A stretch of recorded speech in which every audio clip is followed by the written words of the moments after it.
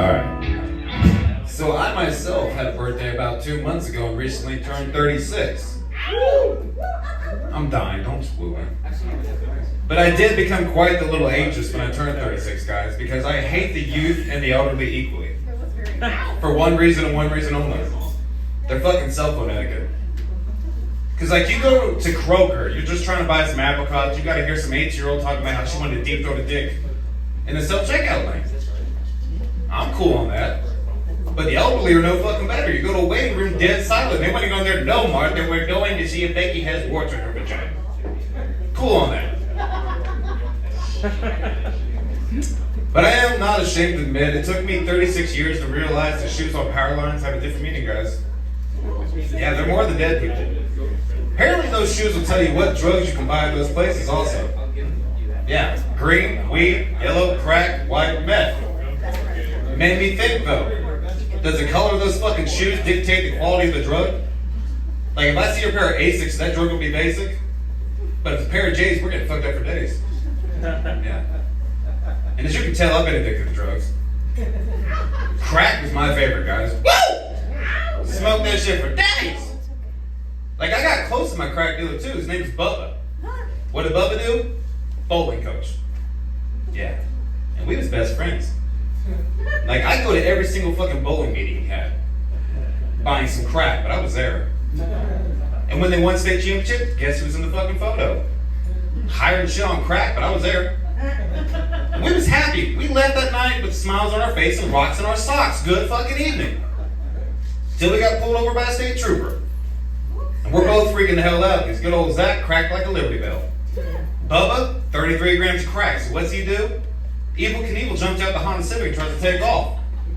None of you ever seen a 20-year-old state trooper chase a 55-year-old bowling coach? Cheat on the deer. So he tries to swallow this shit as he tries to deploy the taser. Spoiler alert, he died. But there was some confusion in his death. Because his family's like, no, y'all tasted the death. He died from electrocution. Cops like, no, ma'am, he choked on crack. But you guys, I just found his death hard to swallow. And I went to the funeral. Like, never go to your drug dealer's funeral. Never. Because then you got to meet their family. And why the fuck do you do that? Like, they'll threaten yours if you owe them money, but don't meet theirs. Because you got to hear stupid shit. They said, Bubba, he was a pillar of our community. No, he wasn't. He sold crack. He never sold pills.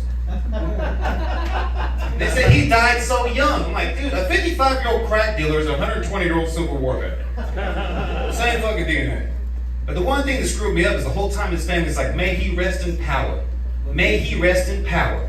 A pretty fucked up thing to say about somebody you thought died from electrocution. Yes. But I had a little kerfuffle with my drug dealer today, too. Supposed to meet her get weed and it took 4 hours. Why? She was getting some dick. That's cool, I get it. She said, you gotta understand, I'm not here for a long time, I'm here for a good time. I said, that's two things I can never promise a woman, a long time or a good time. But I still try. Like, I'm addicted to pussy as well. Like, I've done a lot of things to get it. Drive out of state, going 3 days, it doesn't matter. But the wildest shit I did was a girl told me once, she said, if you really want this, see that pissed off goose on that hill? You catch him, you get this. And I knew it was a risk, guys.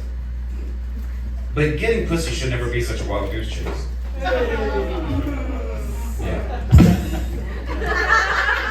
That was the one we needed, yes. Perfect, because we're about to talk about Israel. I don't know much about it, to be honest, guys. If it doesn't happen on Disney Plus, I'm oblivious. But Disney Plus has got me thinking, like, I'm sick of everybody doing remakes. No more reimagining, just a fucking remake.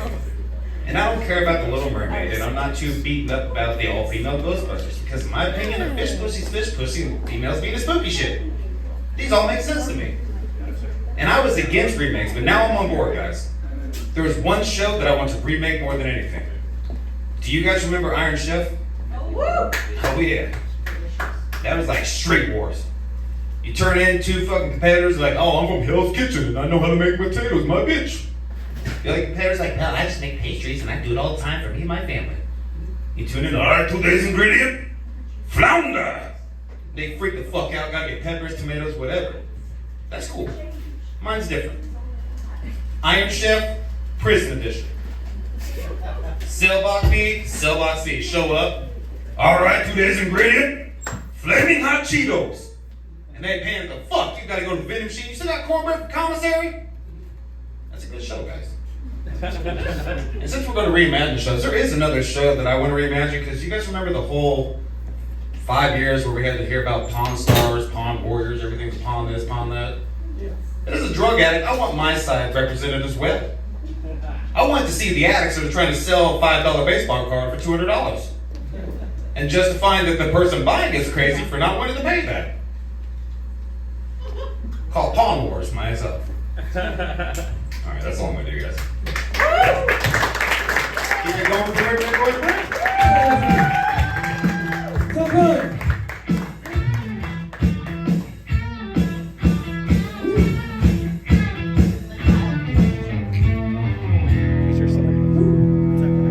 The next performer, I think it's her first time here.